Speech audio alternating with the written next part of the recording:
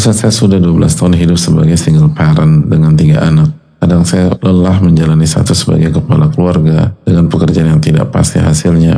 Orang tua dan anak-anak menyuruh saya menikah lagi. Bagaimana mendapatkan jodoh yang baik sementara saya kadang trauma?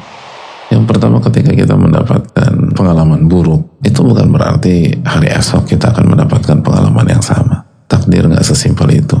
Dijelaskan Ibnul Qayyim, hidup itu sebab akibat. Jadi ketika rumah tangga kita sebelumnya buruk, bukan berarti kalau kita menikah, kita akan mendapatkan rumah tangga yang seperti rumah tangga kita yang sebelumnya. Bukan demikian.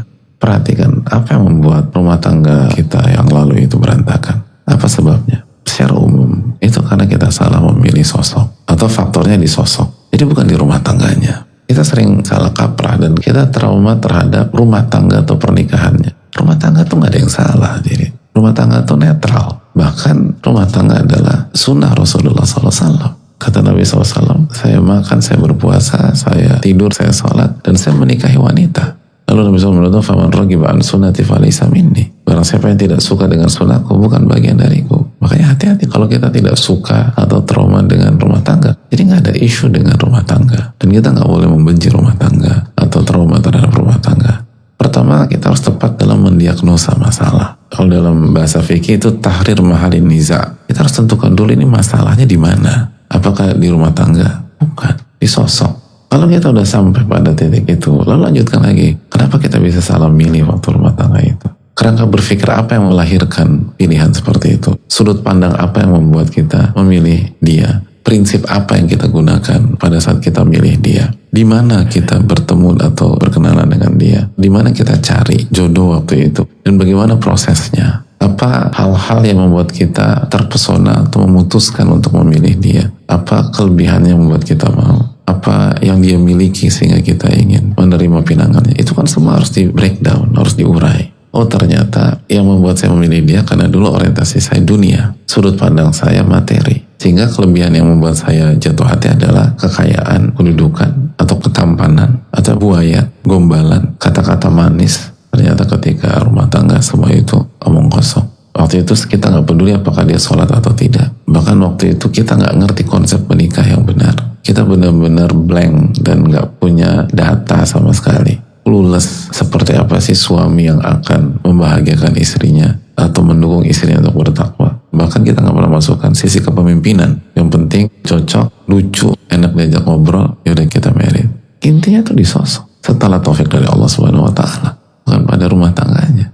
Hajar itu rumah tangganya dari segi teknis gak ideal. Beliau di mana, suaminya di mana. Tapi karena suaminya Nabi Ibrahim alaihissalam, suaminya adalah manusia terbaik, Khalilur Rahman, kekasih Allah, aman.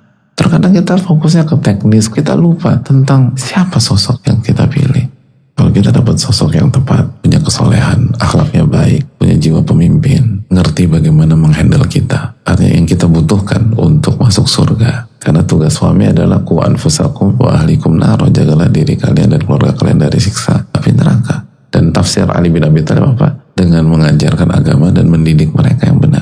Bisa mengajarkan iman, tauhid, mengingatkan tentang kesyirikan, atau jangan sampai jadi ahli dunia. Tidak harus seorang ustadz atau kiai dan seterusnya, tapi bisa megang, menghandle dan bisa mendidik. Itu yang membuat seorang wanita dijaga dari api neraka. Lalu bisa bermuamalah dengan baik. Kalau nggak suka sama sikap kita, yang dia terapkan adalah surat An-Nisa 19. Wa ashiruhunna bil ma'ruf, dan berinteraksilah dengan istri kalian dengan cara yang baik. Fa in karihtumuhun, dan apabila kalian nggak suka sama istri kalian, nggak suka sifat A, sifat B, sifat C, dan seterusnya, Allah berfirman, fa asa an takrahu syai'an wa yaj'alullahu fihi khairan katsira. Bisa jadi yang kalian nggak suka itu, Allah jadikan kebaikan yang banyak darinya. Jadi begitu suami kita ngelihat kekurangan kita, yang dipikirkan apa? Pasti banyak hikmah yang besar dari kekurangan istri saya. Allah akan jadikan dari kekurangan istri saya kebaikan yang banyak. Bayangkan, kekurangan kita aja dilihat sebagai pintu kebaikan dan pintu hikmah. Itu kekurangan istri. Gimana kelebihannya? Kalau wanita mendapatkan sosok suami seperti ini, apa yang ditakutkan? Apa yang dikhawatirkan? Gak akan KDRT, gak akan caci maki, gak akan sewena-wena, gak akan menyiksa, gak akan menzolimi. Itu yang harus dicari suami seperti itu. Itu jannatul dunia, itu surga dunia sebelum surga di akhirat. Khususnya bagi wanita. Dan dia pernah meremehkan kemampuan Allah dan kekuasaan Allah dalam mewujudkan doa-doa